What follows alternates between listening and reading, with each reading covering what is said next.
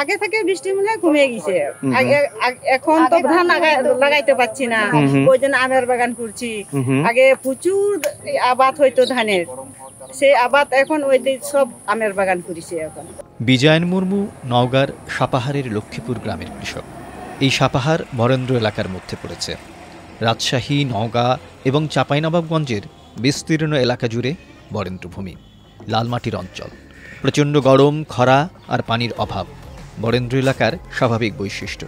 দিন দিন এই এলাকায় তাপ যেমন বাড়ছে, তেমনি কমছে বৃষ্টি, আর এর ফলে বরেন্দ্রের বিশাল এলাকা জুড়ে নামছে পানির স্তর। এক গবেষণায় দেখা যায় ১৯৮০ থেকে ২০২১ সালে রাজশাহী ও রংপুর বিভাগে বিশেষভাবে বর্ষাকালে বৃষ্টির পরিমাণ কমে গেছে। আবার খরাপ্রবণ রাজশাহীতে সর্বোচ্চ তাপমাত্রা প্রতি দশকে সবচেয়ে বেশি বেড়েছে, ০.৫ ডিগ্রি সেলসিয়াস করে।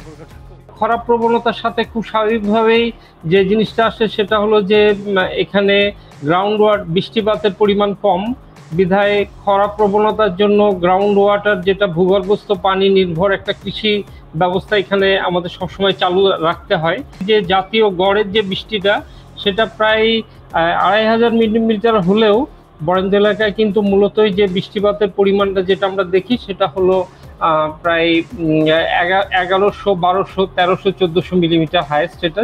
আর এই অঞ্চলের যে পুনর্ভরণের যে প্রক্রিয়াটি, বৃষ্টিপাতের মাধ্যমে যে রিচার্জের প্রক্রিয়াটি, সেটি একটা ব্যালেন্স কন্ডিশনে ছিল।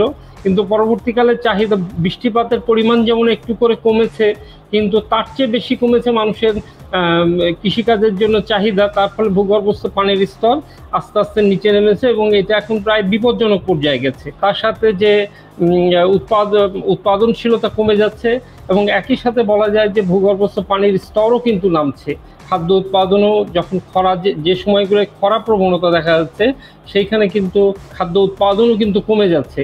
এটা কিন্তু আমাদের দেশের প্রেক্ষাপটে, বাংলাদেশের প্রেক্ষাপটে খাদ্য নিরাপত্তার ক্ষেত্রে একটা বিশেষভাবে বলা যায় যে হুমকি সৃষ্টি করছে। এই যে তাপ, পানির স্তর নেমে যাওয়া, এসব বিরূপ পরিস্থিতিতে কিন্তু মানুষ হাল ছেড়ে দেয়নি। সাপাহারের লক্ষ্মীপুর গ্রামে সেই লড়াইয়ের চিত্র পাওয়া গেল।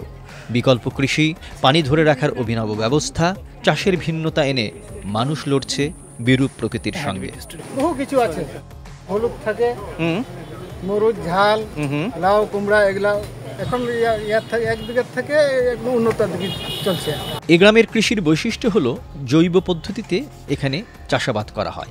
এতে এক ধরনের লিওর আছে, এই লিওরটাতে আপনি মেল পোকার একটা স্মেল দেওয়া আছে, মানে ফিমেল পোকার একটা স্মেল দেওয়া আছে, যার কারণে পুরুষ পোকাগুলো এখানে আকৃষ্ট হয়ে এক জায়গায় চলে আসে এবং এখানে বিভিন্ন ধরনের বিষ মিশানো হয়েছে। যখন এখানে পড়ে দেখেন অনেকগুলো পোকা এখানে পড়ে আছে, সে অজ্ঞান হয়ে এখানে পড়ে মারা যায়।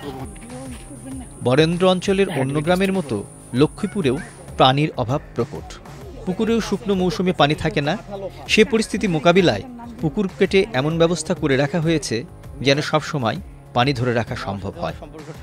পার্কুলেশন যাতে এখানে কম হয়, লিচিং একটা আছে মাটির। হ্যাঁ, আপনারা অন্য পুকুরে দেখবেন যে ওই পুকুরে কিন্তু এখন 2 ফুট 3 ফুটও পানি নাই, কিন্তু এখানে অলরেডি 10.5 ফুট পানি আছে। এটার টোটাল ওয়াটার হোল্ডিং ক্যাপাসিটি হচ্ছে 1.7 মিলিয়ন লিটার্স। এত পরিমাণ পানি এখানে থাকতে পারে। এটা টোটাল গভীরতা হচ্ছে 20 ফিট। আর পলিথিনটা বটম লেয়ার পর্যন্ত দেওয়া হয়েছে। এই প্লাস্টিক শিটটা বটম লেয়ার দেওয়াতে দেখা যাচ্ছে যে এই পানিটা লিচিংটা আর হচ্ছে না। লক্ষ্মীপুর গ্রামটি জলবায়ু পরিবর্তনের প্রভাব মোকাবিলায় অভিযোজনের প্রচেষ্টার একটি উদাহরণ। সেই প্রচেষ্টায় গ্রামের মানুষের সহযোগী উন্নয়ন সংস্থা ব্র্যাক। এখানে সব ফসল কিন্তু সব জায়গায় হবে না। আপনি জেনে থাকবেন যে এক এলাকার জন্য, এক এক জায়গার জন্য এক এক ধরনের ফসল প্রয়োজন। সাপাহার একটা খরাপ্রবণ এলাকা।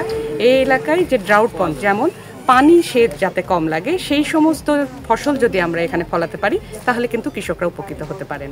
আমরা সেই কথাগুলোই এই এলাকার মানুষকে জানাতে চাই এবং ছড়িয়ে দিতে চাই।